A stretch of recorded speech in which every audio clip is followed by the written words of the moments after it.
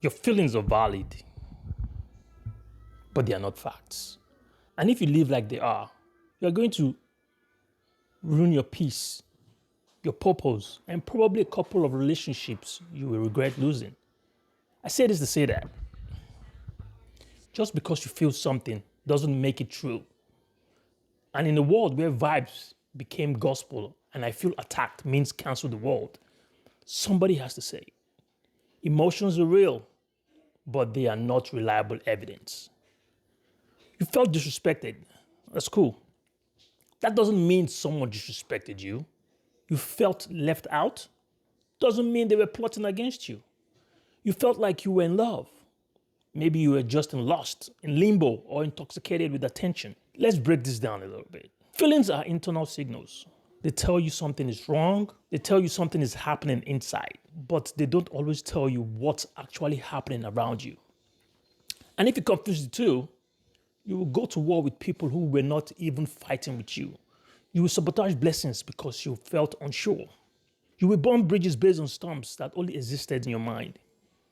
Think about this though. You've ever misread a text, got in your feelings, then later realized they weren't even talking about you? Yes, that's your emotions on trial, but the prosecution had no evidence. You built a whole case in your head off a vibe, a tone, an emoji. Let me say this slow for the folks in the back. Your feelings are important, but they are not just instructions. Just because you feel anxious doesn't mean you are in danger. Just because you feel slighted doesn't mean it was personal. Just because you feel unwanted doesn't mean you don't matter. We live in a time where people are emotionally fluent, but logically bankrupt. Everyone is fluent in how it made me feel, but allergic to what actually happened. Here's the trap though. You start believing that feeling bad equals being wronged. You confuse discomfort with oppression. You confuse correction with an attack. You confuse silence with betrayal. But sometimes people are just busy. Sometimes they said the truth and it stung. Sometimes you are not being ghosted. You are just being ignored on purpose, by the way. And that's okay. You know what real maturity is? It's knowing when your trigger is yours to diffuse. It's saying, that bothered me. Let me figure out why before I accuse everyone of hurting me. Now, that is power. Let's be honest though. Emotions are powerful, but they are temporary. Anger burns hot, but burns out. Sadness feels heavy, but it moves. Ego gets loud, but wisdom whispers when you wait. And the problem with modern culture is we react too fast. No pause, no reflection, just react. Post, block, unfollow, cancel. No one stops to ask, is this real? Or is this just how I feel? I say this to say that we have romanticized emotional expressions, but we forgot emotional responsibility. Yes, cry if you need to. Yes, speak up when you're hurt.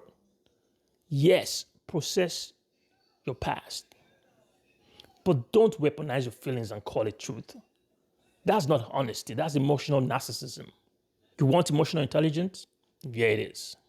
Feel what you feel. Question what you feel. Then respond from clarity, not chaos. That's what makes you a man, not how many tears you shared in therapy. Can you feel deeply without losing yourself? Can you be angry and not destructive? Can you be disappointed but still fair? Let me give you the cheat code. Your emotions need management, not permission to run the show. Your mind is the driver. Your emotions are the dashboard. They can flash warnings, but they don't stare.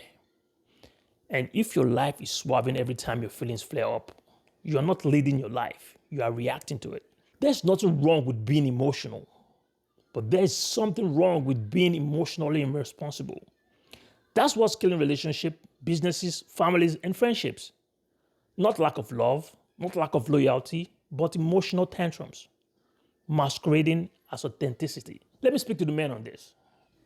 If you want to be respected by your woman, your peers, your future self, you have to be able to feel something and not flinch. Feel anger, pause. Feel disrespected? Clarify. Feel fear? Assess. Feel sadness? Sit with it, but don't drown. You don't earn respect because you cry. You earn it because you chose your reaction after you've cried. Here's the gut punch though. The world is not obligated to accommodate your emotions. It doesn't owe you soft landings every time you feel off. And people are allowed to be direct even if it upsets you. Your job is to manage you. So here's how you live that. Learn to pause before reacting. Half your battles can be avoided with a 10-second pause. Ask yourself, what else could this mean? 9 out of 10 times, it's not about you, if you think about it. Talk it out with people who don't just agree with you. Echo chambers are emotional crack. Write it down. Most feelings make more sense when you see them on paper than when they are spinning in your head. But the final thought on this topic. You can validate your emotions without surrendering to them. They are real, they are yours, but they are not reality. Feelings lie, facts don't. And if you're serious about growth, you would check the data, not just the drama. I say this to say that. Your feelings matters, but so does your response to them.